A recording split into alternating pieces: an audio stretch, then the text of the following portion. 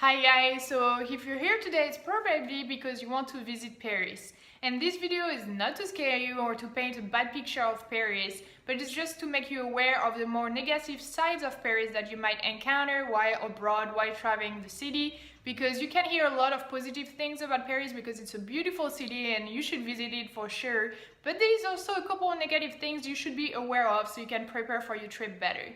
So let's jump into them. So the first negative thing about Paris is the Louvre. So the Louvre is one of the most famous museums in the world, and I know a lot of you want to come to Paris and visit the Louvre.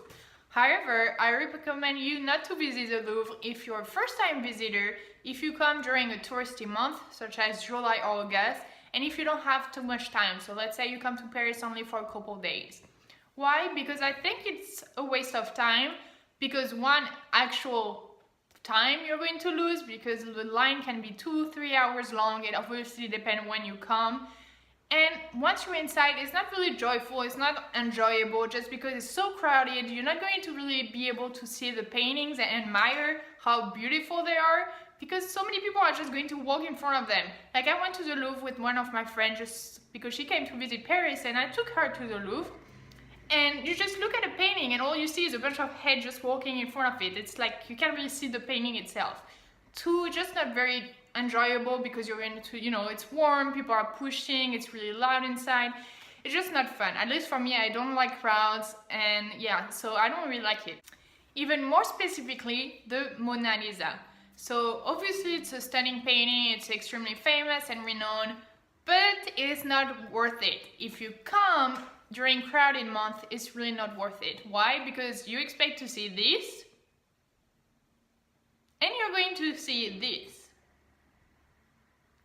Indeed, so many people want to come see the Mona Lisa, actually come to the Louvre just to see the Mona Lisa, and it's just going to be so crowded. The painting itself is already pretty small, and when you come and there's like 20, 30, 100 people in front of it, you're just not going to be able to look at it. And plus, it's not just people standing in front of it to look at it. Everyone has their phones, so you see just a bunch of people, their hands in the air, taking pictures, and you can't see anything. So you try to push yourself through, take one little picture, and then leave. It's not worth it. So don't come to the Louvre if it's too crowded. Obviously, the Louvre is absolutely stunning. It's beautiful. There's so much to see. And for sure you should visit it, but not during these conditions. Don't go when it's too crowded because it's not enjoyable. You're not going to really see the paintings, and don't waste your time in line. So if you really want to visit the Louvre, I recommend to come during a non-touristy month. Then you will be able to actually enjoy yourself. So the second negative point about Paris is pickpockets. So pickpockets are the people that steal stuff from your pockets or your bags, and it happens in Paris. I'm not going to scare you, that doesn't happen all the time. I've been to Paris 1,000 times, it only happened to me once.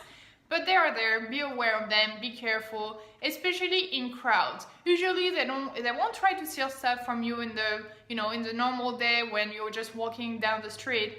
But in crowds, so like when you're waiting for the metro, when you're in the metro, when you're in line to a museum, for example for the Louvre, be more careful.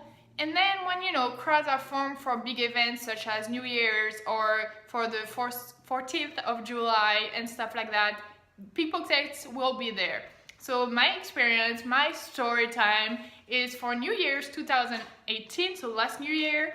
I went to Paris at the Arc de Triomphe to see fireworks with my friend, and when we went back home we took the metro. So many people, it was awful. So everyone was pushing, it was like a wave of people pushing to get in the metro. So it's a good time for pickpockets because you don't really think about them. You're just trying to get yourself safely to the metro without people pushing everywhere. And so people were pushing behind me, I was like stuck between people, and I was done thinking about that.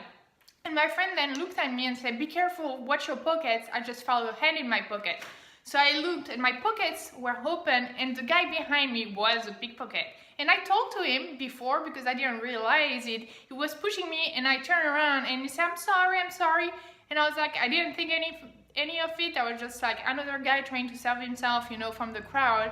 No, he was trying to get my iPhone in my pocket. And I had a bunch of stuff in my pocket. I had my keys, I had some cash, I had my iPhone. I could have got all of that stolen. But luckily, he only had time to open my pocket. He didn't get to steal anything. I got lucky. But so yeah, be careful of that. Be careful. Be aware of your surroundings. And you should be fine. So my third negative point about Paris are street sellers. Street sellers are people that try to sell you stuff in the streets of Paris, usually around famous landmarks such as the Louvre or the Eiffel Tower. A lot of people are going to be around there. So they can sell a bunch of different things, a lot of mini Eiffel Tower, a bunch of little games, stuff that's, you know, for kids. They sell you bracelets or other stuff. It can be good. A lot of them are not scams or are not, you know, dangerous or anything. It can be actually good because the scam can be actually the store, because you go to the store, you want to buy a little mini Eiffel Tower and it's going to be like 10 euros and they will sell 3 of them for like €1, you know, so it's pretty good. However, some of them are a little more scams or dangerous.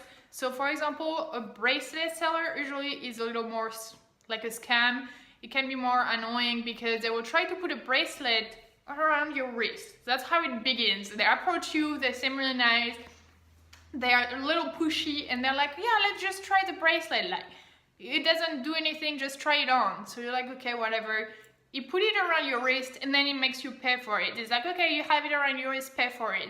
And they're going to be really annoying, pushy, almost sometimes aggressive about it. And so yeah, I call it a scam because they put it around your wrist, like, you know, it doesn't do anything, just for you to try it on if you like it, but after they try to force you to pay for it. So be careful about mostly bracelet sellers. If they try to put it around your wrist, just walk away rapidly. Don't let them do it because then they're going to be really annoying about it. So yeah, a lot of street sellers are not scams or are not dangerous, but I'm just saying some of them are. So just, you know, watch out, be aware, and be careful.